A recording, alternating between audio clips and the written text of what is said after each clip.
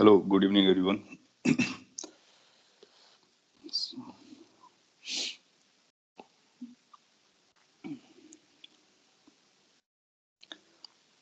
Okay, I have shared the screen, so let me know whether you are able to see the screen so that we can start the lecture of the day. Yes, sir. Okay, fine. It's visible. So, for KVPY, इस exam के लिए generally जो topics रहते हैं वो आपने काफी कुछ उसमें कवर कर रखा है. आप पाएंगे कि जो एरर इन मेजरमेंट है, मैं आपको कुछ आइडिया दे देता हूँ. एरर्स एंड मेजरमेंट वाले जो पार्ट है ये काफी इंपॉर्टेंट है. यूनिट एंड डायमेंशन जो आपने पढ़ा है, यूनिट एंड डायमेंशन, इस पर भी क्वेश्चन आएंगे और तो आप डील कर पाओगे. काइनेमेटिक्स आप ऑलरेडी पढ़ चुके हो, इंक्लूडिंग सर्कुलर मोशन, तो इस पर क्वेश्चंस आएंगे, आप डील कर पाओगे. एनएलएम, वर्क एनर्जी पावर, ये भी इस पर भी क्वेश्चन बनाए जा सकते हैं और बनते हैं, आते हैं, तो ये भी आपके अंदर हो गया. रोटेशन का कुछ माइनर वर्जन आता है, but still you have gone through completely, तो आपके लिए हेल्पफुल है.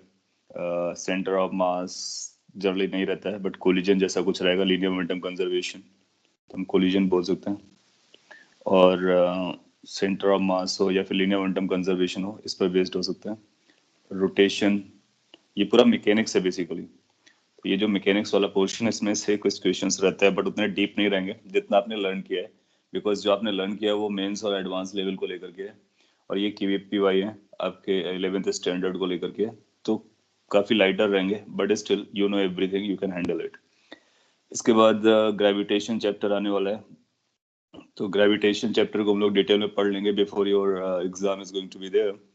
सो इतना पोर्शन आपका कवर रहेगा, इसका मेजॉरिटी पोर्शन उसमें रहने वाला है, मेजॉरिटी पार्ट रहने वाला है.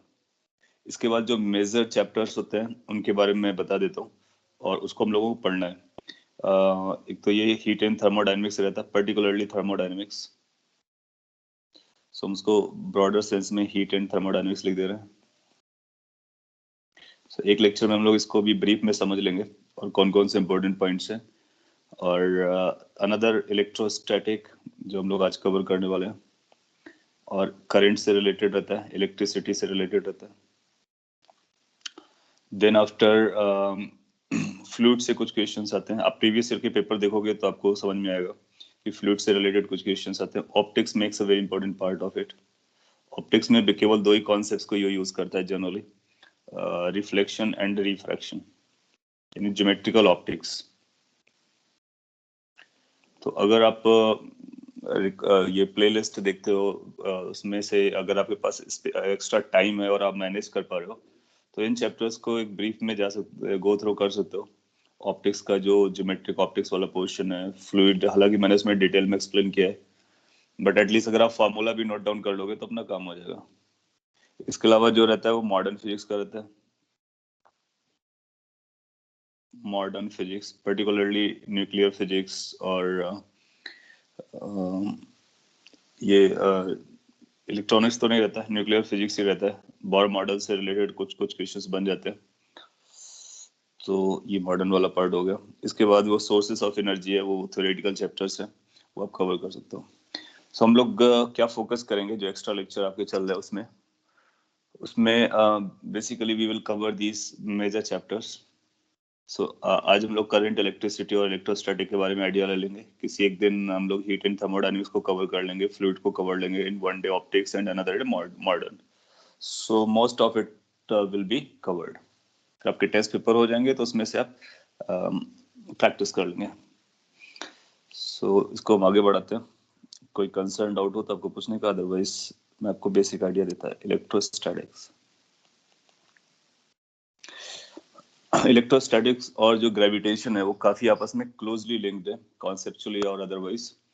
और इलेक्ट्रोस्टैटिक में हम लोग चार्ज के बारे में डील करते हैं. चार्ज के बारे में आपने पढ़ा होगा.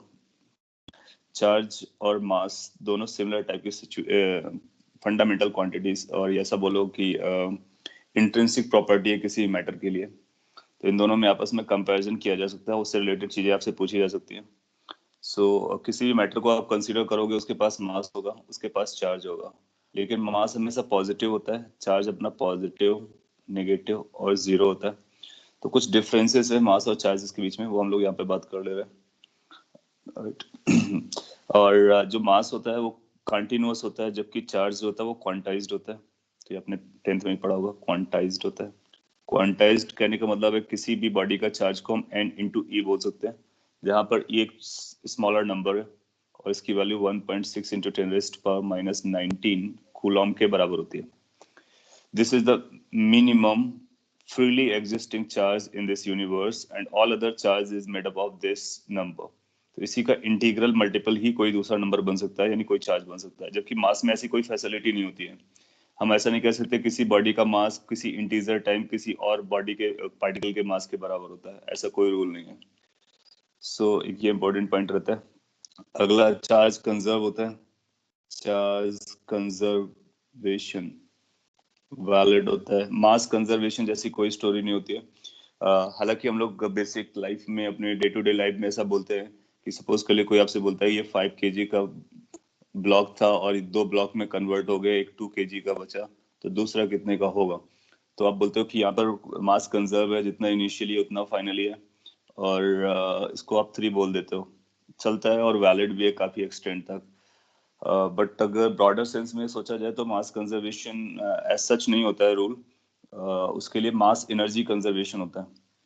So, as a concept, mass energy is conserved, not mass alone, whereas a charge is conserved.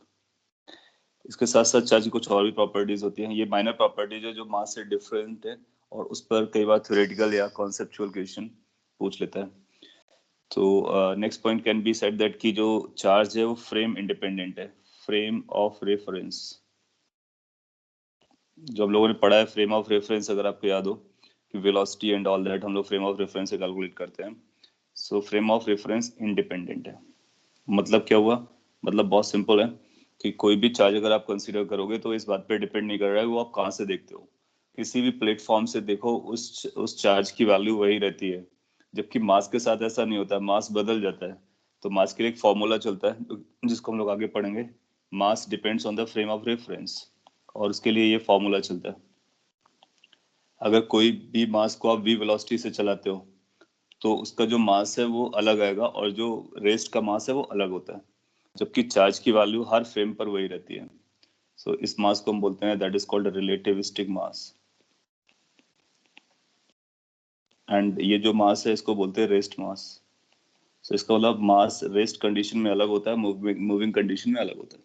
Charge की वैल्यू हर कंडीशन में सेम रहती है। काफी इंपॉर्टेंट पॉइंट्स है, और मैं ब्रीफ में समझा दे रहा हूँ। तो कंजर्वेशन वैलिड है, क्वांटाइजेशन वैलिड है, फ्रेम इंडिपेंडेंसी है, और बाकी इसके टाइप्स होते हैं प्लस माइनस और जीरो, ये सब मास में नहीं पाया जाता है। चार्ज के ऊपर तो इलेक्ट्रोस्टैटिक का मतलब होता है, इलेक्ट्रो का मतलब होता है चार्ज, स्टैटिक का मतलब जब चार्ज स्टेशनरी हो। तो स्टेशनरी चार्ज की स्टोरी को हम लोग इलेक्ट्रोस्टैटिक बोलते हैं। एंड अगर आप चार्ज के बारे में ये समझ चुके हो तो फिर हम ये समझ लेते हैं कूलॉम फोर्स होता है, और वो जो आपने पढ़ा भी होगा, अगर नहीं पढ़ा है तो चार्ज को हम लोग क्यू से लिखते हैं, ये Q1 है और ये Q2 है। अगर 2 पॉइंट चार्जेस को आप सर्टेन डिस्टेंस पे रखते हैं r डिस्टेंस पर, तो इन दोनों में आपस में इंटरेक्शंस होते हैं, और उस फोर्स को हम कूलॉम्बिक फोर्स या इलेक्ट्रोस्टैटिक फोर्स कहते हैं। इसकी वैल्यू आती है 1 अपॉन, शॉर्ट में लिखना चाहते हैं ऐसे लिख सकते हैं K times Q1 Q2 upon r square. आप देखोगे कि ग्रेविटेशनल फोर्स अगर कभी आपने पढ़ा होगा G m1 m2 upon r square, exactly similar चलता है। क्यों? क्योंकि जिस तरह से चार्ज एक प्रॉपर्टी है, मास भी सिमिलर टाइप की प्रॉपर्टी है, दोनों इंट्रिंसिक है, हर मैटर में पाए जाते हैं, इसलिए फॉर्मूला भी ऑलमोस्ट सिमिलर चलता है ना। इस फोर्स को हम बोलते हैं कूलॉम्बिक फोर्स, और इलेक्ट्रोस्टैटिक फोर्स Q1 Q2, और उसके मैग्नीट्यूड लेंगे, r डिस्टेंस होगी उस पर डिवाइड करते स्क्वायर करके, ये इसका मैग्नीट्यूड है। डायरेक्शन कैसे डिसाइड करते हैं? तो अगर ये पॉजिटिव चार्जेस हैं तो अलग आएगा, नेगेटिव और पॉजिटिव है तो अलग आएगा। जो अगर लाइक होते हैं तो फिर अपने पास एक रूल रहता है डायरेक्शन के लिए, like charges repel, unlike charges attract. इसका मतलब क्या हुआ? लाइक मीन्स अगर दोनों पॉजिटिव हैं तो एक दूसरे को रिपेल करेंगे, दोनों नेगेटिव हैं तो एक दूसरे को रिपेल करेंगे, एक पॉजिटिव एक नेगेटिव है तो अट्रैक्ट करेंगे। तो ये स्टेटमेंट फॉर्म में आप याद रख सकते हो।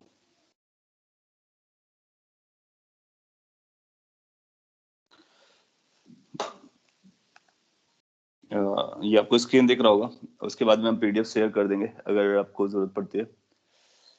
सो इसके बेसिस पर आप इसके डायरेक्शन दिखाते हो। अच्छा, ये जो फोर्स है, फोर्स के लिए एक और इम्पोर्टेंट पॉइंट है, ये फोर्स हमेशा लाइन के अलोंग लगता है। दैट मीन्स दोनों पॉइंट को अगर आप ज्वाइन कराओगे तो उसी लाइन के अलोंग होगा। अगर अट्रैक्टिव होगा तो टूवर्ड्स ईच अदर हो जाएगा, रिपल्सिव होगा तो अवे फ्रॉम ईच अदर हो जाएगा।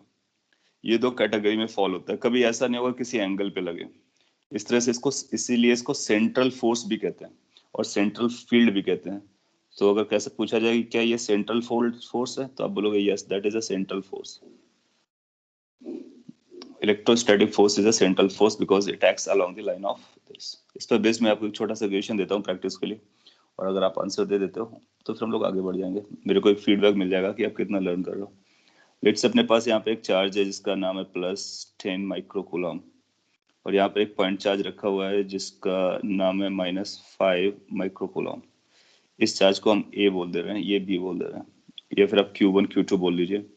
इन दोनों के बीच का separation, let's say this is the distance, distance is 10 centimetre. Question is find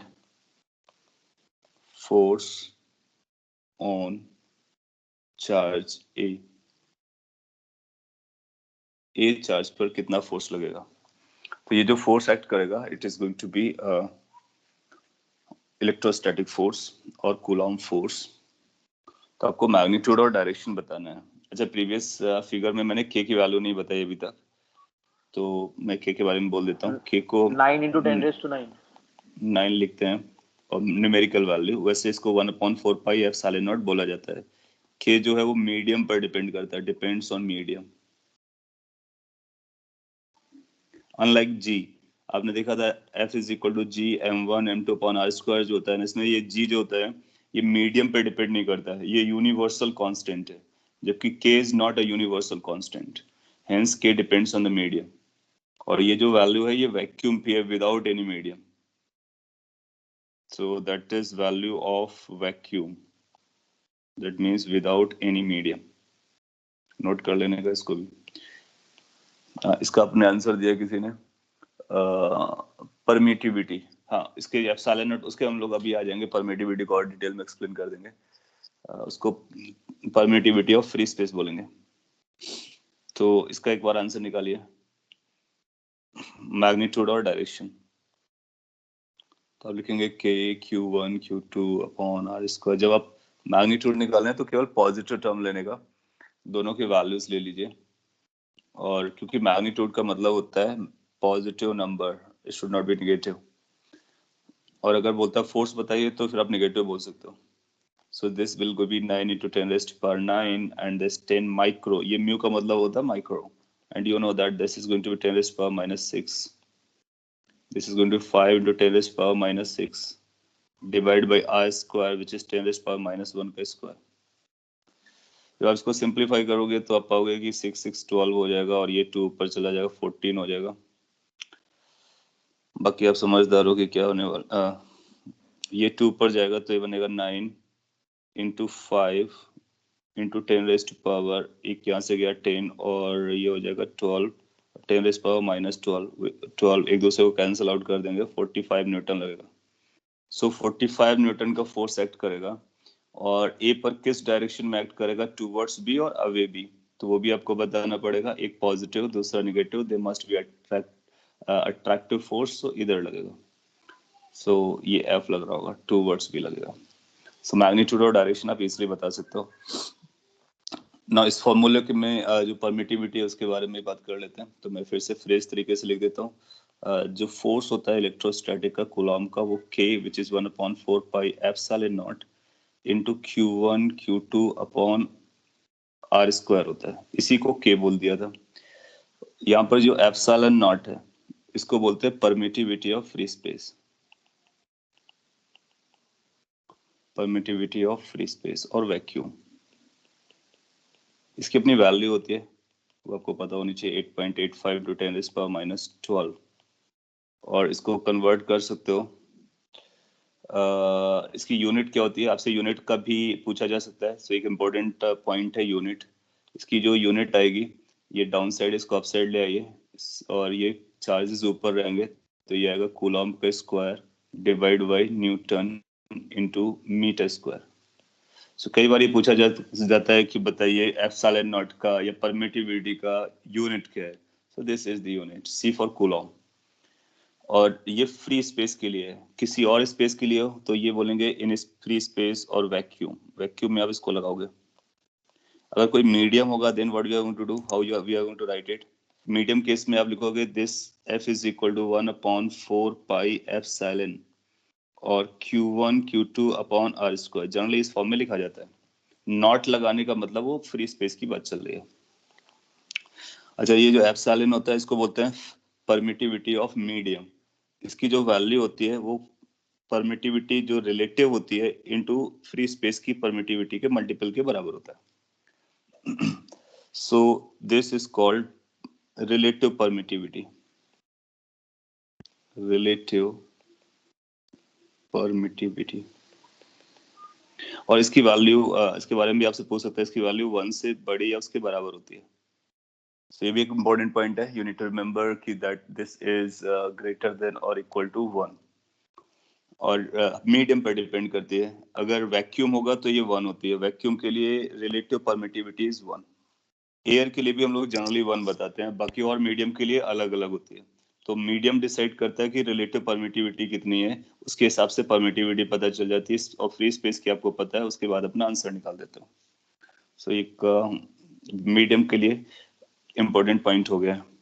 इस पर बेस्ड ऐसे क्वेश्चन आ सकते हैं आपसे, थ्योरेटिकली और कॉन्सेप्चुअली पूछ सकता है कि सपोज कर लीजिए, ये दूसरे एग्जाम में भी पूछा जाता है कि लेट से आपके पास एक मास है m1 और दूसरा मास है m2।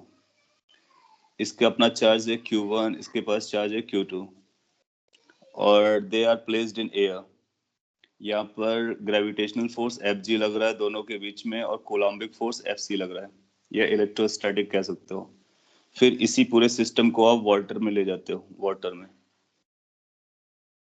और ये वाटर के अंदर उसी पार्टिकल को रखा, सेम सेपरेशन पर आपने प्लेस किया है। Separation you have not changed, but you have changed this medium.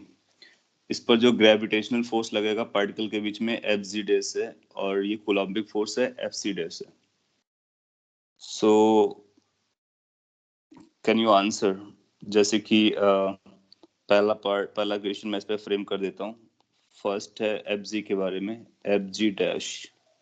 क्या Fg डैश की जो वैल्यू होगी, 4 ऑप्शन दे देते हैं। Fg dash will be equal to Fg. Second, Fg dash will be greater than Fg. Fg dash will be less than Fg, and anything possible.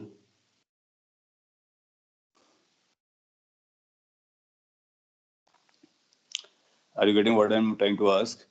कि इनके बीच का gravitational force air पर इतना चल रहा था, उन्हीं के बीच का ग्रेविटेशनल फोर्स वाटर मीडियम पर कितना चलेगा। जी फॉर ग्रेविटेशनल फोर्स की हम लोग बात कर रहे हैं, वो अपने को बताना है।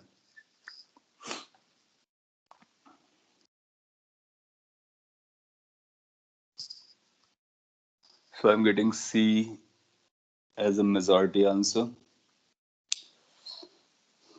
तो अभी थोड़ी देर पहले मैंने शॉर्ट में बोला था, इट सीम्स लाइक कि मुझे डिटेल में बताना है। देखो क्या होता है, एफ जी की जो वैल्यू होती है वो होता है G m1 m2 divide by R square. Now m1 m2 वही रहते हैं, r वही रहता है, तो neither you are changing m1 nor you are changing m2 nor you are changing r। What about G, G is a constant. Air के लिए जी वही होगा, वाटर के लिए भी जी वही होगा, क्योंकि वो यूनिवर्सल कांस्टेंट होता है। तो आप वाटर पे ले जाओ या किसी और मीडियम पर ले जाओ या कहीं और ले जाओ, जी पर कोई फर्क नहीं पड़ेगा। मास आपने चेंज नहीं किए, स्पेस चेंज नहीं किया, तो आप पाओगे कि इसका आंसर वही रहेगा जो पहले था। तो answer will be first option. That means बाद में भी same amount of gravitational force act करेगा जितना एयर पे एक्ट कर रहा था। नो, वो इसलिए मैंने ग्रेविटेशन का एग्जांपल लिया क्योंकि वो जनरली कंपेयर कराता है दोनों में, और वो लॉजिकल कंपैरिजन भी है। नेक्स्ट, अब हम इसके बारे में बोलना चाहेंगे, कूलाम्बिक फोर्स के बारे में और इलेक्ट्रोस्टैटिक के फोर्स के बारे में। ध्यान से आंसर देना है और करेक्ट देने की कोशिश करनी है। एनी फोर्स की वैल्यू बढ़ जाएगी या कम हो जाएगी, ये आपको देखना है। थर्ड,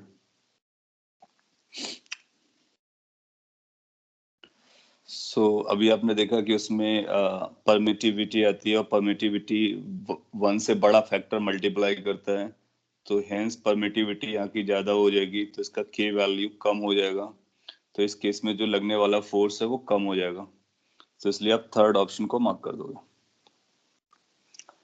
सो पॉइंट इज कि दो mass and charge they are intrinsic to any matter, लेकिन उनके बीच में लगने वाले फोर्सेस में कुछ बेसिक डिफरेंस होता है, और एक उनमें से एक ये डिफरेंस है कि वो मीडियम से इंडिपेंडेंट होता है, ग्रेविटेशनल फोर्स, और ये इलेक्ट्रोस्टैटिक जो फोर्स होता है वो मीडियम पर डिपेंड करता है। ठीक है। अच्छा, इसके बाद फिर आपसे पूछेगा कि बहुत सारे पॉइंट चार्ज रखेगा और बोलेगा कितना फोर्स लग रहा है, तो आप हर दो के बीच का फोर्स निकाल करके उनका टोटल कर सकते हो। एंड देन कभी कभी इलेक्ट्रिक फील्ड के बारे में पूछ लेते हैं, तो इलेक्ट्रिक फील्ड क्या होती है उसके बारे में लोग बात कर लेते हैं। इसको ई से लिखा जाता है, एंड आइडिया ये कि इलेक्ट्रोस्टैटिक जो फोर्स होता है उसको हम चार्ज को क्यू स्मॉल या कैपिटल से लिखेंगे, एंड इसको ई के बराबर इस तरह से मानेंगे। So force, electrostatic force is charge into electric field, charge into electric field. इसमें अगर आपको डाउट आ रहा है तो एयर का मतलब वैक्यूम जैसा होता है, तो एयर के लिए जो एप्सिलॉन आर होता है वो क्लोज टू 1 होता है, और वाटर के लिए रिलेटिव परमिटिविटी मोर देन 1 है। फिर आप के की वैल्यू कंपेयर करा सकते हो, फिर आप देख सकते हो कि क्या हुआ था। तो ये भी एक छोटा सा फॉर्मूला है, इस पर बेस्ड क्वेश्चन आएगा। वो बोलेगा कि इलेक्ट्रिक फील्ड एग्जिस्ट कर रही है, हाँ, उस पर भी आते हैं हम लोग, नॉलेज फॉर्मूला फोर्स ही बता देंगे, और उसमें मैग्नेटिज्म का भी यूज आएगा।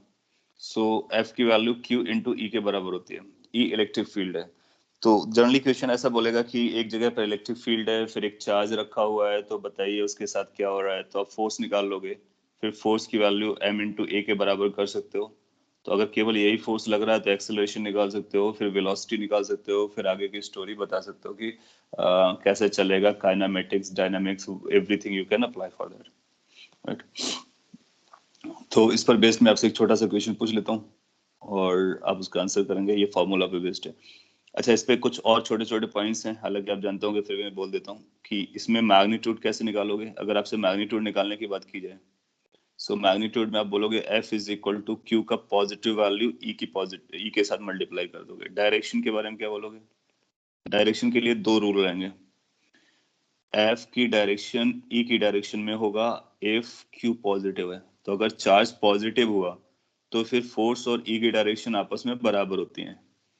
अदरवाइज फोर्स की डायरेक्शन E की डायरेक्शन के अपोजिट होगा, कब? अगर चार्ज निगेटिव है। पॉइंट इज कि अगर हमको E की डायरेक्शन गिवन है, फोर्स की डायरेक्शन निकालना है, तो चार्ज का साइन देखना बहुत जरूरी है। चार्ज पॉजिटिव है तो सेम डायरेक्शन में आएगा, अपोजिट है और निगेटिव है तो अपोजिट डायरेक्शन में चला जाएगा। एग्जाम्पल से मैं आपसे माइनर माइनर क्वेश्चन पूछता हूँ और आप उनके आंसर करेंगे, तो फिर अपने को भी क्लियर हो जाएगा कि how much you have got it. Let's, अपने पास एक सिंपल पेंडुलम है और सिंपल पेंडुलम इस लाइक वर्टिकली हैंग कर रहा है, बहुत छोटा सा पेंडुलम है। इसके पास मास m है, इसकी लेंथ l दी गई है, और इसके पास जो चार्ज है वो q है। q चार्ज पॉजिटिव है, q इज अ पॉजिटिव। फिर आपने क्या किया है कि यहाँ पर इलेक्ट्रिक फील्ड लगा दी है इस डायरेक्शन में। This is the electric field, uniformly apply कर दिया है E। आपसे पूछता है find, question is this, angle made by string from vertical, ये वर्टिकल से कितना एंगल बनाएगा when it is at equilibrium, when it is at equilibrium.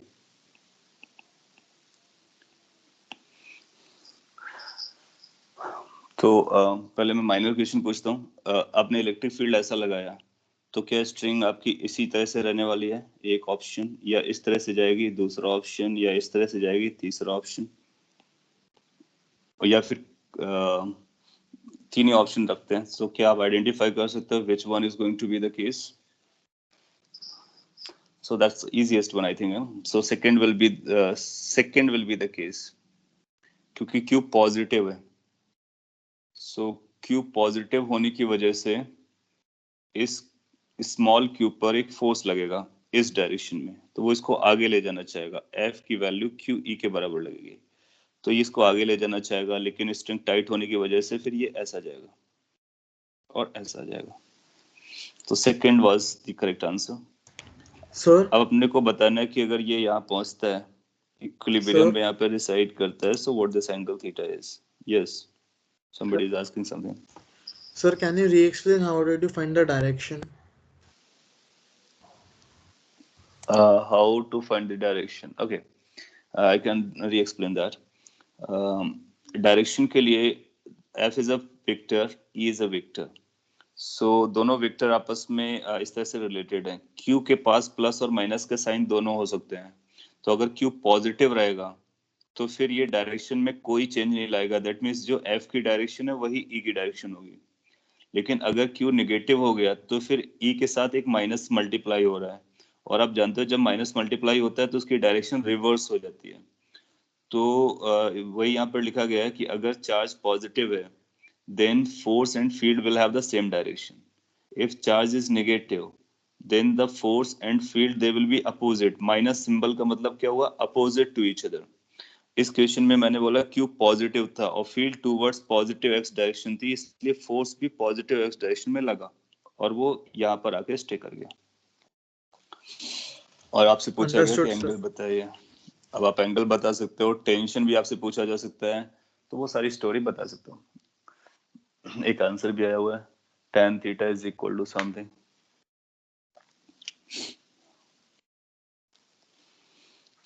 सो इसमें आपका जो नॉलेज है एनएलएम का, एफबीडी का, वो सब मैटर करेगा। इक्विलिब्रियम में नेट फोर्स 0 आना चाहिए। टॉर्क वाली हम लोग बात नहीं करेंगे, टॉर्क भी 0 आएगा बाय द वे। सो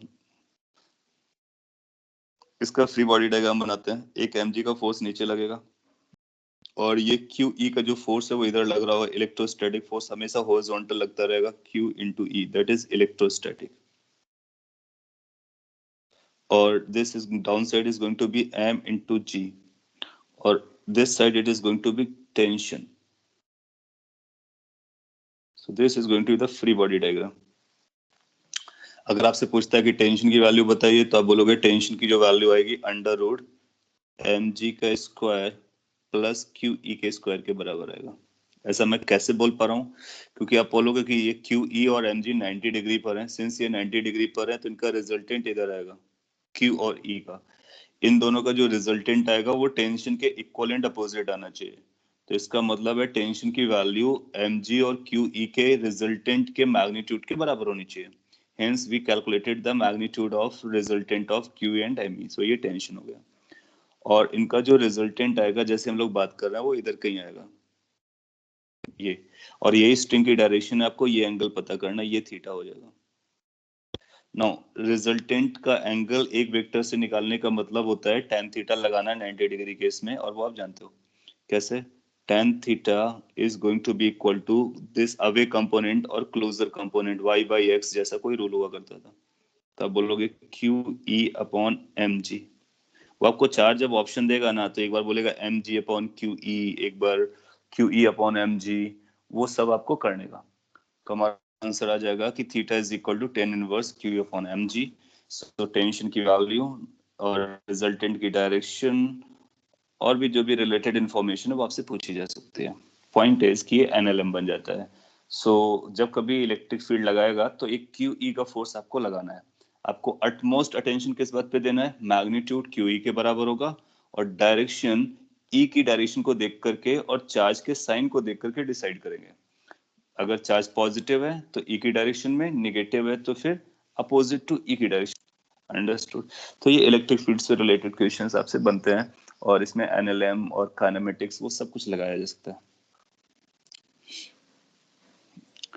इसके बाद इलेक्ट्रोस्टैटिक में और भी बहुत सारी स्टोरीज हैं, वो जनरली आपके लेवल पे नहीं पूछता है केवीपीवाई में, और अगर पूछता है तो मैं कुछ पॉइंट्स के नाम ले देता हूँ, अगर जरूरत पड़े तो वो जैसे एक पॉइंट चार्ज बोलेगा कि ये पॉइंट चार्ज क्यों रखा हुआ है, इसकी वजह से इलेक्ट्रिक फील्ड कितनी आएगी।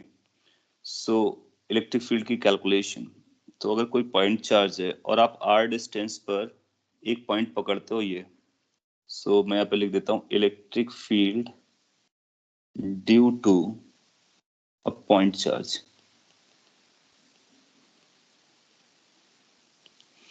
क्योंकि एक दो प्रीवियस ईयर के क्वेश्चन में इस तरह का दिखा था, तो इसलिए उसी के अकॉर्डिंग मैं आपको ये बता रहा हूँ। सो लेट्स अपने पास एक पॉइंट चार्ज है क्यू और आर डिस्टेंस पर एक पॉइंट लिया है, इस पॉइंट पर आपको फील्ड चाहिए।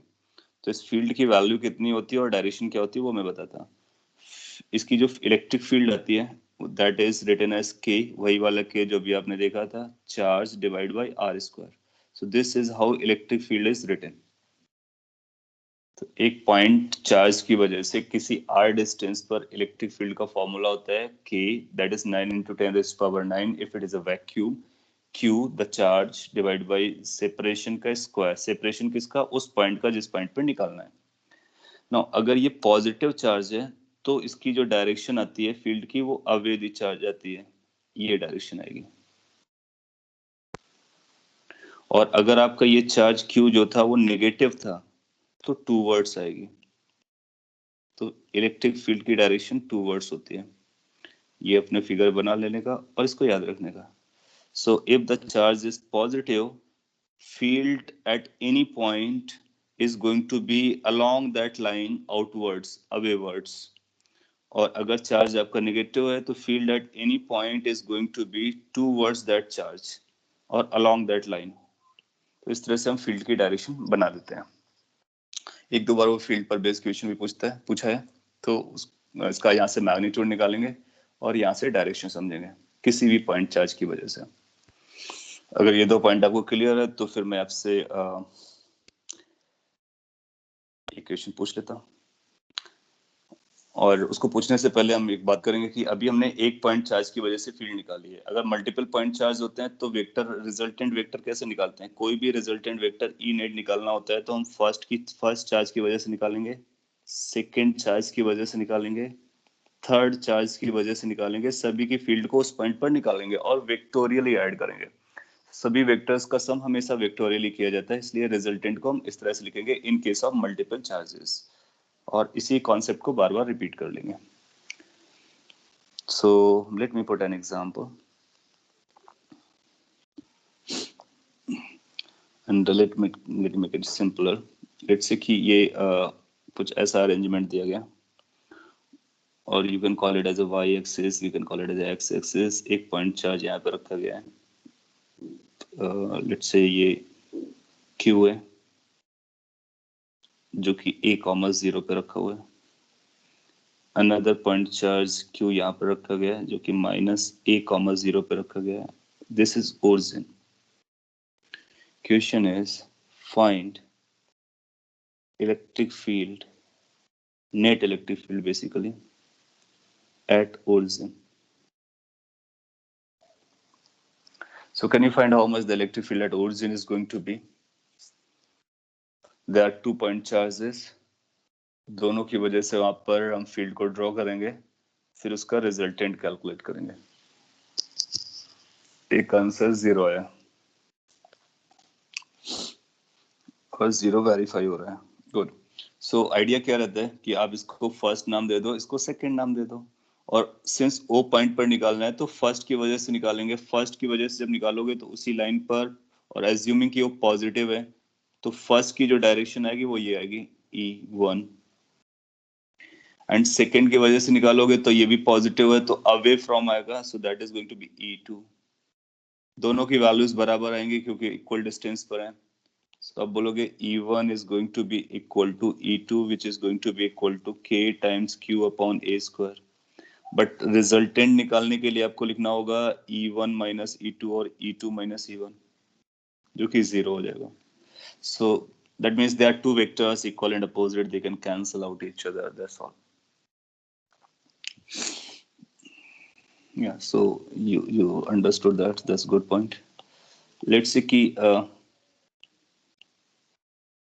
what happened, एक दूसरे एग्जांपल पिक करते हैं। Something wrong is happening। I want to draw a picture which is this। Hexagon नहीं बन रहा है। Okay, let me draw another picture if it's possible। That's working। What about this? It's not working।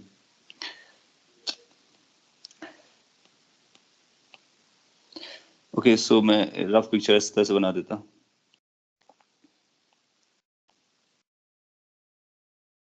Let's say hexagon है और इस hexagon में आपने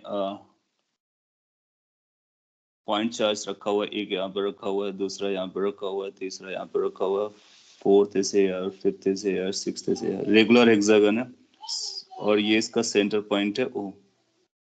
आपसे पूछता है find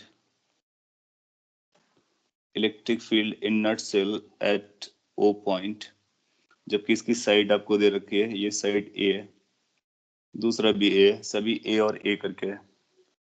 So how much that is going to be?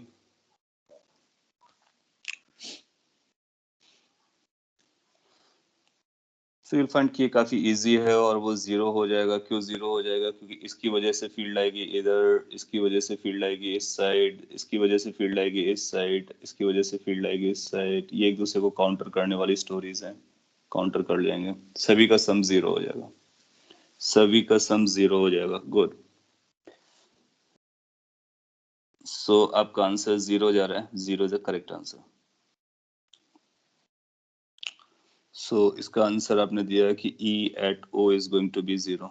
Perfect. Let's say इसका नाम हमने A पार्ट दिया था, एक B पार्ट है और इनके नाम दे देते हैं। This is A location, B location, C, D, E and F। अगला क्वेश्चन ये है कि if Q is removed, if Q at D is removed, then find magnitude and direction of electric field at O। Suppose कर लीजिए आपने एक charge जो D point पर था उसको हटा दिया, अब कितना फील्ड आएगा ओ पॉइंट पर?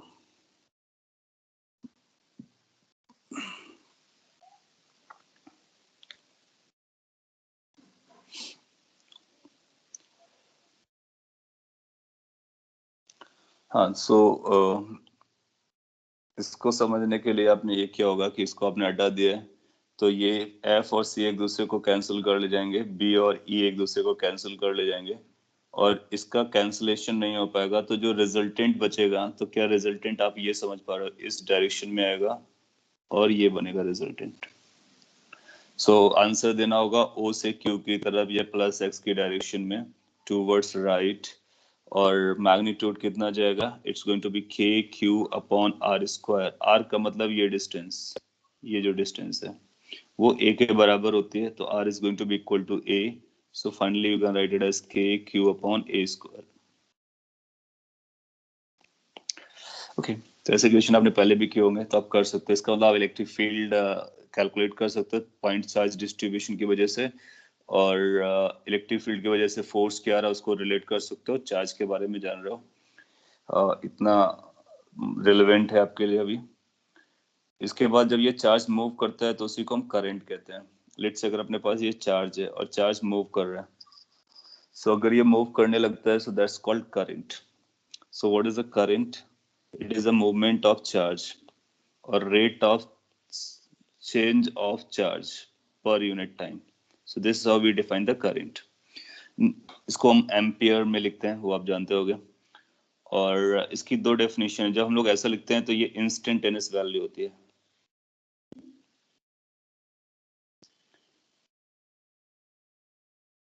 और इन केस अगर कभी आपसे पूछता है एवरेज बताइए, तो एवरेज का मतलब होता है total charge divide by total time. So इस दो तरह से आपसे पूछ सकता है करंट के बारे में कि इंस्टेंटेनियस वैल्यू बताइए और सिंपली करंट किसी टाइम पर बताइए, तो वही होती है एवरेज वैल्यू। आप यहाँ से निकाल सकते हैं, कूलॉम पर टाइम होता है। कई बार क्या होता है कि आपको क्यू पूछेगा आपसे, तो क्यू को आप लिख सकते हो integration I D T. So integrate करोगे करंट को, चार्ज मिल जाएगा। चार्ज को डिफरेंशिएट करोगे तो आपको करंट, चार्ज को डिफरेंशिएट करोगे तो करंट मिल जाएगा। इलेक्ट्रोस्टैटिक में अभी ओवर नहीं हुआ, इलेक्ट्रोस्टैटिक में और भी बातें हैं, उसी से रिलेटेड ये करंट वाला पोर्शन है, तो वो हम लोग अभी डिस्कस कर ले रहे हैं। उसमें भी पोटेंशियल भी रहता है, पोटेंशियल एनर्जी भी रहती है, उसको मैं ब्रीफ कर दूंगा। अभी ये करंट और सर्किट वाला पॉइंट मैं आपको पहले बता देता हूँ। सो इसको कैलकुलेट करना अगेन, अगर आप इसको लिंक कर पाओ काइनेमेटिक्स से, so then you will find कि काइनेमेटिक्स में जिस तरह से हम इंटीग्रेशन करते थे, डिफरेंशिएशन करते थे, एग्जैक्टली सेम स्टोरी यहाँ पे चलती है। तो इस फॉर्मूले बेस पे मैं आपको एक क्वेश्चन दे देता हूँ, ये आपको अगर समझ गया हो तो। करंट की डेफिनेशन और उसका चार्ज से लिंकेजेस। कई बार charge as a function of time देगा तो करंट पूछ लेगा, आप बता दोगे। कभी current as a function of time देगा, चार्ज पूछ लेगा, वो भी आप बता दोगे। किस ड्यूरेशन से किस ड्यूरेशन को, वहां से आप यहाँ से वहां तक आपको इसको इंटीग्रेट करना होगा। सो इन केस अगर कोई आपसे ऐसा बोलता है कि there is a current running in a circuit और समवेयर, लेट्स से आई की वैल्यू आपको दे रहा है 2t+3 एम्पियर, और आपसे पूछता है फाइंड चार्ज फ्लोइंग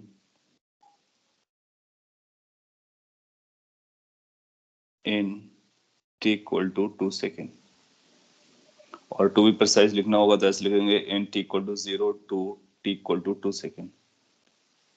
सो किसी भी चैनल से और किसी भी मीडियम के थ्रू आई की वैल्यू आपको दे रखा है, और टोटल कितना चार्ज फ्लो करेगा वो आपको बताना है।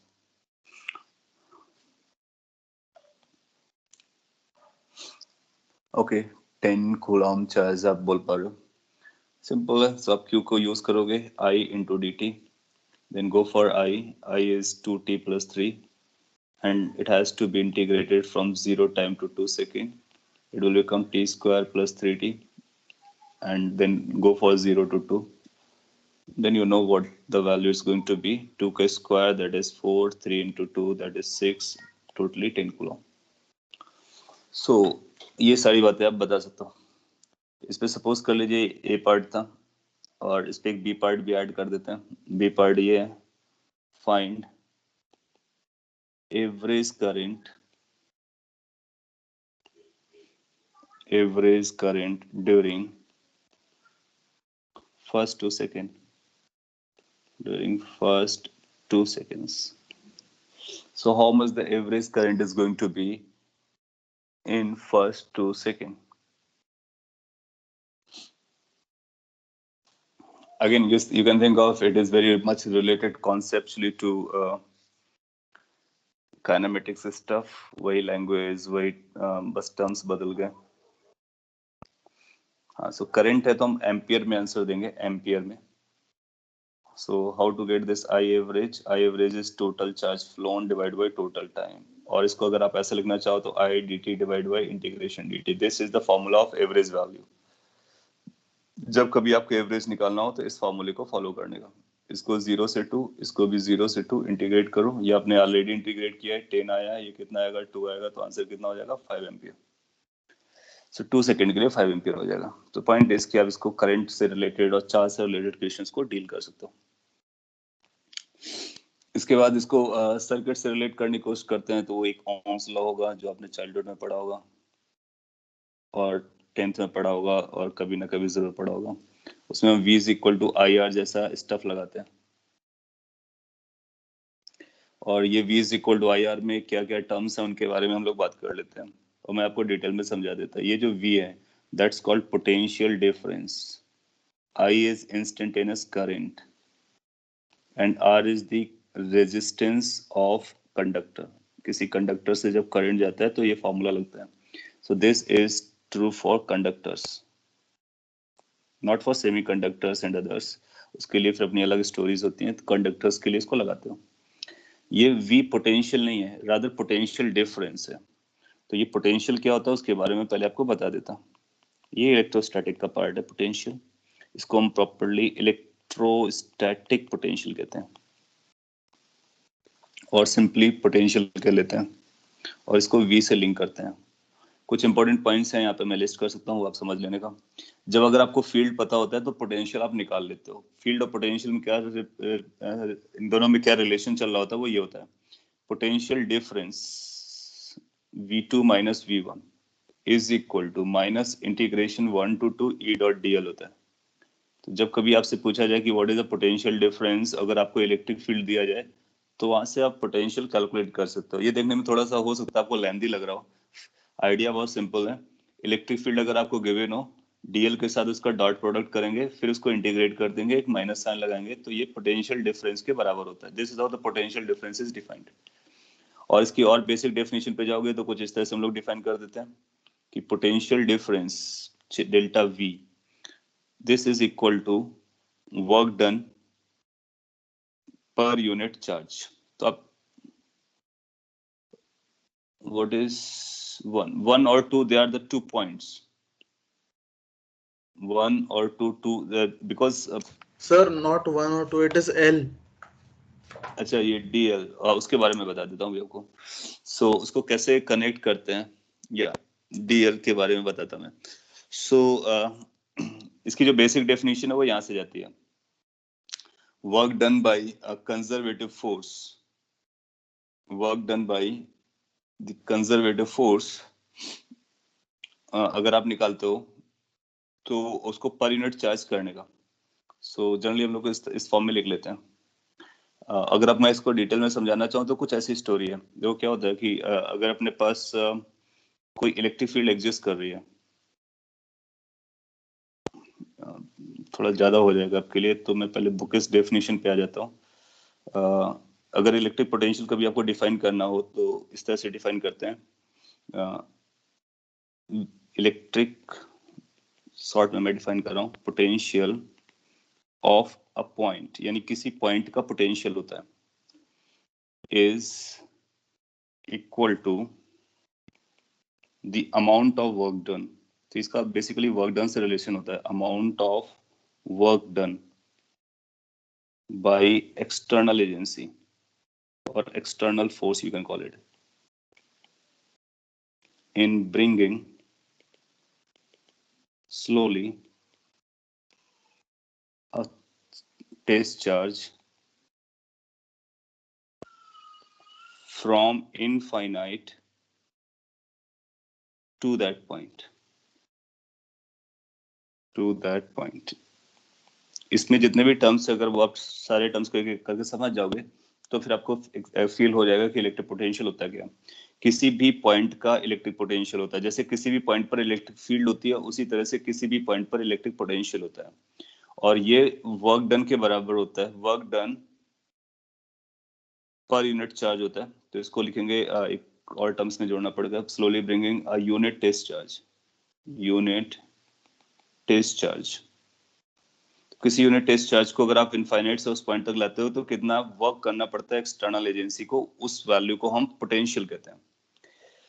इसका मीनिंग क्या है, अगर इसको मैथमेटिकली मैं समझाना चाहूँ तो इस तरह समझा सकता हूँ कि लेट से अगर अपने पास यहाँ पे और सिंपल टर्म में, अगर अपने पास एक क्यू चार्ज है और आप एक दूसरा क्यू चार्ज इनफाइनाइट से यहाँ तक लेके आना चाहते हो, इनफाइनाइट लोकेशन पर है, सिंस ये इनफाइनाइट लोकेशन पर है तो इन दोनों के बीच में कोई इंटरेक्शन नहीं लग रहा होगा। लेकिन अगर आप इसको यहाँ पर लेके आना चाहते हो, लेट से कि इस पॉइंट पर लेके आना चाहते हो, ए पॉइंट पर, सो जब ये ए पॉइंट पर आएगा so it has to follow certain path, isn't it. एक पाथ से उसको लेकर के आओगे, कभी ना कभी आप इस जनरल लोकेशन पे लेके आओगे। तो जब इस लोकेशन पर ये होगा तो ये फोर्स, ये जो चार्ज है इस पे एक फोर्स लगा रहा होगा ऐसा, ये फोर्स कूलॉम्बिक फोर्स या इलेक्ट्रोस्टैटिक फोर्स होगा। तो फिर अपने को एक एक्सटर्नल फोर्स लगाना है, यहाँ पर एक्सटर्नल फोर्स लगाना है, और इस एक्सटर्नल फोर्स को लगा करके स्लोली स्लोली लेके आना है। इस डेफिनेशन में एक और वो टर्म आया था, स्लोली लाना होता है, सो दैट कि उसके पास कोई एक्सेलरेशन ना आए। दैट मीन्स कि जो आप फोर्स लगा रहे हो, external force, it should be equal to in magnitude to the electrostatic force. तो आपको केवल उतना ही फोर्स लगाना होता है जितना इलेक्ट्रोस्टैटिक का फोर्स हो, और वो स्लोली स्लोली उसको लेकर के आएगा। फिर कितना वर्क डन करना पड़ेगा? सो सिंस ये दोनों फोर्स इक्वल एंड अपोजिट है, तो वो जो work done by external agency होगा, that is going to be equal but opposite work done by electric force. Electric force का वर्क डन और एक्सटर्नल फोर्स का वर्क डन दोनों अपोजिट हो जाएंगे और इक्वल होंगे, क्योंकि फोर्स बराबर हो रहा है, डिस्प्लेसमेंट सेम लग रहा है। वहां पे जो डीएल वर्ड यूज किया गया है, वो डीएल इस डिस्प्लेसमेंट को लेकर के, डीएल, एल फॉर लेंथ, तो डिफरेंशियल लेंथ, और जिसको हम डीआर यूज किया करते थे पहले। अच्छा, work done by external force क्या होता है? Work done by external force होता है कि फोर्स एक्सटर्नल डॉट डीआर और डीएल। यहाँ पर अगर हम डीएल यूज कर रहे हैं, एल यूज कर रहे हैं, तो डीएल लिख सकते हैं। So either you can write it as a dr और you can write it as a dl. तो डीएल बेसिकली डीआर जैसा कुछ है।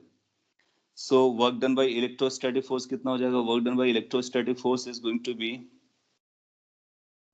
Equal to negative of this thing, तो इसका आप नेगेटिव वर्जन कर लीजिए। So this is going to be minus of, और अगर आप इलेक्ट्रोस्टैटिक फोर्स लिखना चाहो तो ये बन जाएगा इलेक्ट्रोस्टैटिक फोर्स डॉट डीएल। तो आपको जो डीएल यूज किया जा रहा है वो बेसिकली लेंथ एलिमेंट है, उसको हम लोग लेंथ एलिमेंट बोलते हैं। प्रीवियस स्लाइड आपके पास ये है, इसको मैं शेयर कर लूंगा, आप कॉपी कर लेना। हाँ, ये एल का मतलब लेंथ है, और इस पर क्वेश्चन आपसे नहीं पूछेगा, क्योंकि वो जानता है कि आपके लिए बहुत डिफिकल्ट है। बहुत ज्यादा होगा तो ये फॉर्मूला दे करके पूछ सकता है कि बताइए लेफ्ट हैंड साइड दे देगा, बोलेगा राइट हैंड साइड क्या है, या राइट हैंड साइड दे देगा तो लेफ्ट हैंड साइड क्या है, तो आप बोलोगे ये पोटेंशियल डिफरेंस है। पोटेंशियल डिफरेंस को अगर शॉर्ट में लर्न करना है तो फिर हम ये बोलेंगे कि जो पोटेंशियल डिफरेंस है डेल्टा वी, जिसको आप V2 माइनस V1 बोल रहे हो, this is going to be equal to work done by external agency per unit charge. ये इसकी डेफिनेशन जाती है। और एक्सटर्नल एजेंसी का वर्क जो होता है नेगेटिव ऑफ इलेक्ट्रोस्टैटिक फोर्स होता है, इसलिए एक माइनस साइन आता है, और इसलिए यहाँ पे एक माइनस साइन भी आप लगाते हो। तो और फिर फोर्स को किस में लिख देते हो? चार्ज, फोर्स को आप लिख दोगे चार्ज इनटू फील्ड, तो चार्ज और चार्ज आपस में कैंसिल हो जाएगा जो नीचे वाला है, इसलिए ये फॉर्मूला कन्वर्ट हो जाता है। एनीवे, तो पोटेंशियल की एक अपनी अलग स्टोरी है, और उस स्टोरी के अकॉर्डिंग आप इसको इलेक्ट्रिक फील्ड से ऐसे लिंक करता याद रख सकते हो। और अगर इसका सिंप्लीफाइड वर्जन बताएं तो फिर ये होता है कि इलेक्ट्रिक पोटेंशियल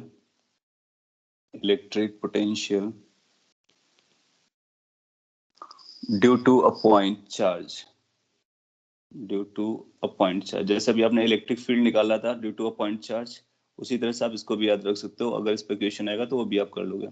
जैसे कि अगर अपने पास एक क्यू चार्ज है और आर डिस्टेंस पर आपसे पूछता है कि बताइए पोटेंशियल कितना है, तो आर डिस्टेंस पे जो पोटेंशियल का फॉर्मूला आता है, it is simply k Q upon r. So electric potential at a distance r from a point charge is के Q upon r. I have a doubt in RBT, can I send? हाँ, आप इसको भेज दीजिए, at the end we will discuss that. Now, जो electric potential होता है ये स्केलर होता है। अपने को जो याद रखना चीजें वो क्या है, ये स्केलर है, जबकि इलेक्ट्रिक फील्ड वेक्टर हुआ करती थी, इसलिए इसकी कोई डायरेक्शन नहीं होती है। और अगर Q पॉजिटिव होगा तो ये पॉजिटिव है, Q नेगेटिव होगा तो फिर ये नेगेटिव है। तो potential can be positive, can be negative, can be zero, depending upon the charge.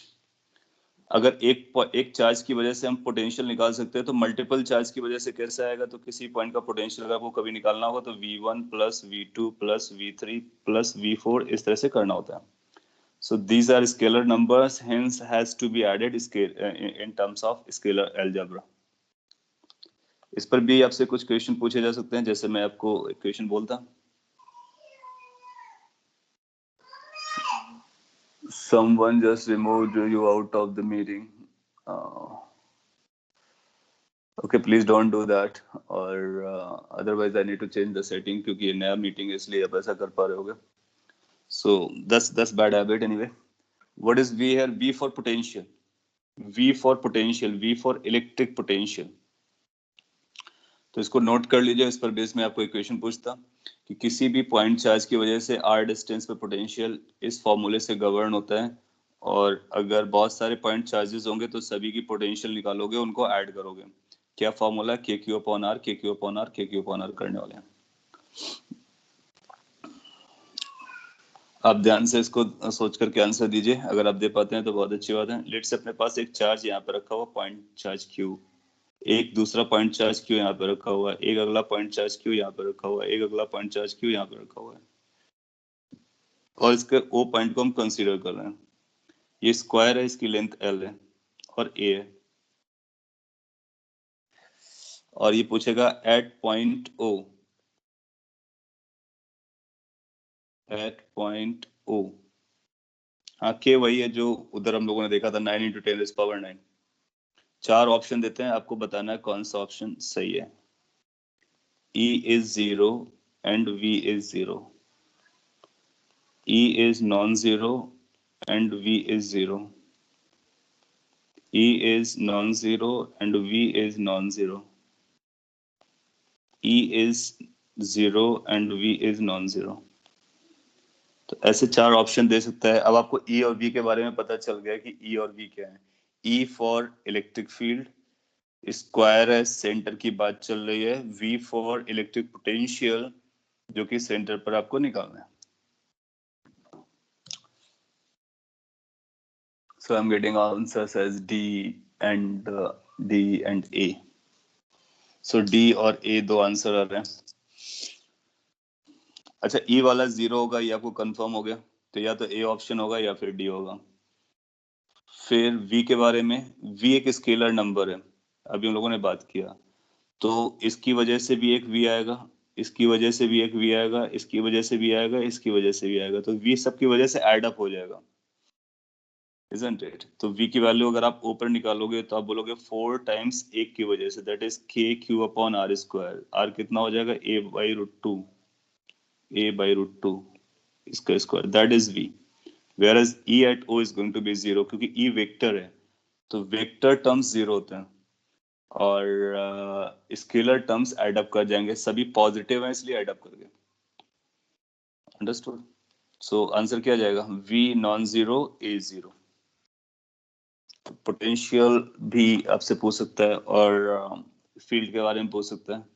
So D is a correct answer. एक और टर्म हम लोग डिस्कस कर लेते हैं, electric potential energy. Potential energy, एक बार अपने को पोटेंशियल पता चला ना, तो पोटेंशियल एनर्जी को हम डेल्टा यू से लिखते हैं. डेल्टा यू की वैल्यू होती है Q times delta we. That means change in potential energy is equal to charge into change in potential. So potential के change से निकालते हैं. या फिर आप ऐसा बोल सकते हो कि potential difference is equal to potential energy का difference per unit charge होता है. और अपने लिए जो important formula है वो ये कि अगर अपने पास एक charge Q1 है and there is another charge called Q2, दोनों के बीच का separation R है. So इस system के पास कितना energy होता है? So इसका जो पोटेंशियल एनर्जी आप लिखते हो, so the potential energy of this system is K Q1 Q2 upon R. K Q1 Q2 upon R. Note कर लीजिए. किन्हीं भी दो पॉइंट चार्जेस के पेयर्स पे एक एनर्जी होती है और that energy is this much. इस पर बेस भी मैं आपसे एक सिंपल सा क्वेश्चन पूछ लेता हूँ. V और U में फर्क नहीं समझ रहा. ओके, पोटेंशियल एनर्जी जब टर्म आएगा तो उसको हम U से लिखेंगे, और जब पोटेंशियल आएगा तो V से लिखेंगे. Potential difference is defined as potential energy का चेंज पर यूनिट टाइम. और आप जानते हो कि पोटेंशियल एनर्जी का चेंज होता है minus work done by conservative force पर यूनिट चार्ज. तो इसको इस फॉर्म में लिख सकते हो. तो दोनों में क्या फर्क है? एक चार्ज का फर्क है.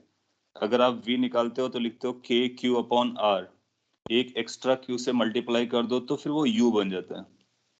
सो दैट इज द डिफरेंस. हाँ इक्वेशन में, अच्छा इक्वेशन में अगर आपको नहीं समझ आ रहा, ये u है और इधर v है, so u is a bit flat, v is a bit sharper. Sir Yes. Sir इधर ये नेगेटिव है क्या? क्योंकि ग्रेविटेशन में भी नेगेटिव है और ये डेल्टा v है और ये डेल्टा u है, ये वर्ग के सामने नेगेटिव लिखा हुआ है।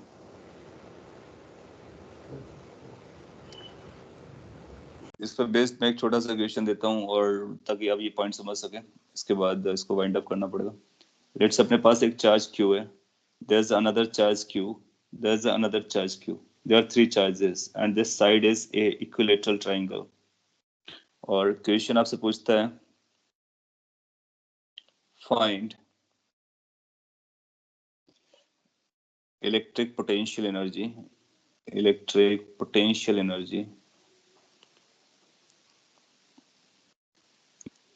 of given system। सो इस सिस्टम की आपको टोटल पोटेंशियल एनर्जी बतानी है। सो अपने को क्या करना होता है, अभी जो आपने लर्न किया बस उसी को फॉलो करो। एक पेयर के लिए एक एनर्जी होती है, तो एक पेयर आपको यहाँ बनता नजर आएगा, एक पेयर यहाँ बनता नजर आएगा, एक पेयर यहाँ बनता नजर आएगा। हर पेयर की अपनी एनर्जी होती है, सभी एनर्जी को आपस में ऐड अप कर लोगे, टोटल एनर्जी आपको पता चलेगी। And how much a pair of energy carries? It's a k q1 q2 upon r. R is the separation between the point charges.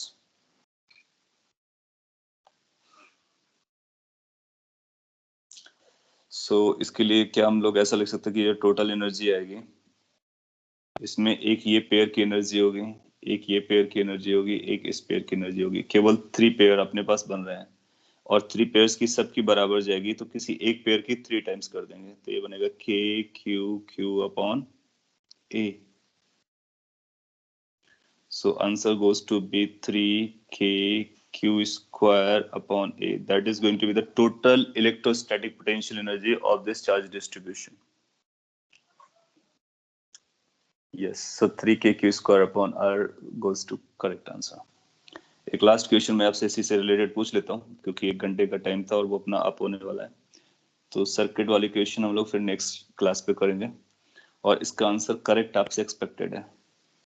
ये चार्ज Q है, यहाँ पर भी चार्ज Q है, यहाँ पर भी चार्ज Q है। ऐसा क्वेश्चन हम लोगों ने अभी थोड़ी देर पहले पिक भी किया था वो, लेकिन उसमें हमने पोटेंशियल और फील्ड देखा था। अब हम एनर्जी के बारे में बात करना चाहेंगे। और लेट्स से इसकी साइड ए दी गई है, स्क्वायर है, पॉइंट चार्ज कॉर्नर पर है। ये बोलता है find electrostatic potential energy, electrostatic potential energy of this system. ध्यान से निकालने का, अगर आपने करेक्ट निकाला तो अपना काम हो जा रहा है। एक पेयर के लिए आप जानते हो, और बाकी नंबर ऑफ पेयर्स देख करके अकॉर्डिंगली सबको ऐड कर करके टोटल बताना होता है।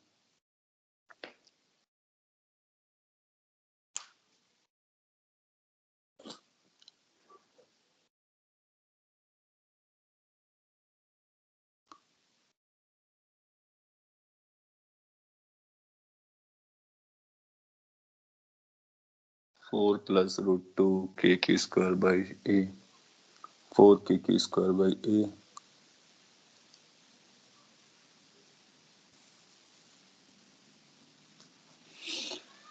Also you need to check how many pairs are there and what the each pair carry the energy as। So आप पाओगे कि एक ये पेयर दिख रहा है, एक ये पेयर दिख रहा है, एक ये पेयर दिख रहा है, एक ये पेयर दिख रहा है। ये 4 पेयर आपको डायरेक्टली दिखेंगे, बट इसके साथ साथ ये 2 डायगोनल वाले पेयर भी दिखेंगे। सो टोटल कितने पेयर हो जाएंगे वो आप पता कर सकते हो, isn't it? और कभी नंबर ऑफ पेयर निकालना तो आप इसका यूज कर सकते हो, number of pairs that can be given as NC2, mathematical expression होता है। Sir n into n minus 1/2। तो इसको आप n into n minus 1/2 इस पॉइंट से निकाल सकते हो। n is 4 here, तो सिंस यहाँ पर n की वैल्यू 4 है तो आना चाहिए 4 into 4 minus 1/2, that is 3, that is 6। 6 pair has to be there. So अगर आप काउंट नहीं करते हो तो टोटल पेयर आप यहाँ से निकाल सकते हो। अब आपको देखना होगा कि 6 पेयर बनने चाहिए, तो ए डिस्टेंस वाले, ए सेपरेशन वाले कितने पेयर बनेंगे? जहां पर ए साइड आएगी वहां पर पेयर होंगे, 4 साइड है तो 4 पेयर बनेंगे। सो इसकी टोटल एनर्जी को अगर आप U1 लिखोगे तो ये 4 टाइम्स 1 की आ जाएगी, that means KQ upon A। फिर इसके बाद नेक्स्ट सेपरेशन कौन बन रहा है? नेक्स्ट सेपरेशन बन रहा है ये A√2। A√2 वाले कितने पेयर बनने वाले हैं? 2। तो इसकी टोटल एनर्जी 2 टाइम्स आ जाएगी, KQ upon A√2। That's done. So what is the total? 6 pair हो गए, 4 + 2 6 आपको चाहिए थे। So total energy U1 + U2 हो जाएगी। And then you can say कि KQ² A कॉमन जा रहा है। बाकी आप समझदार हैं, यहाँ से 4 बच रहा होगा, वहां से √2 बच रहा होगा। ये आंसर होगा। और अगर आप और भी ट्राई करना चाहते हो तो फिर रिकॉर्डेड लेक्चर अवेलेबल है इलेक्ट्रोस्टैटिक का, उस पर आप देखिएगा। उसमें हमने फिर क्यूब के लिए भी निकाला हुआ है कि क्यूब के कॉर्नर पर अगर हमने चार्ज को रख दिया है तो फिर टोटल एनर्जी कितनी होगी, उसके नंबर ऑफ पेयर्स काउंट करेंगे तो वहां से आप जस्टिफाई कर सकते हो, वेरीफाई कर सकते हो। तो वो अभी हम लोग डिस्कस नहीं कर रहे हैं। In case you are interested you can look at electrostatic chapter video lectures from the YouTube. So आज आपने बेसिक पढ़ लिया, electrostatic charge, electric field, electric potential energy, work done, relation between potential energy and field and electric potential, और साथ ही साथ आपने current के बारे में लर्न किया। ओम्स लॉ जस्ट स्टार्ट किया था। नेक्स्ट लेक्चर में हम लोग ओम्स लॉ और सर्किट सॉल्विंग के लेकर के क्वेश्चंस डील करेंगे। केवीपीवाई वीकली होगा। केवीपीवाई की फ्रीक्वेंसी हम लोग बढ़ा देंगे लेक्चर्स की। अभी आज हो गया, नेक्स्ट के लिए मैं आपको इन्फॉर्म कर देता हूँ। मैं उसका शेड्यूल बनाने में लगा, जैसे ही फाइनलाइज होता तो आपको बताता। ठीक है। सो कोई कंसर्न और डाउट रह गया हो आज के लेक्चर से रिलेटेड तो आप पूछ सकते हो, और वरना आपने कुछ क्वेश्चंस पूछे हैं तो मैं उसका डिस्कशन करता। बाकी अगर आपको डिस्कशन देखना है तो आपको देखना चाहिए, otherwise in case you want to leave you can. So कुछ जो डाउट्स हैं पाए उसको बता देता हूँ। I am just going to stop this recording first.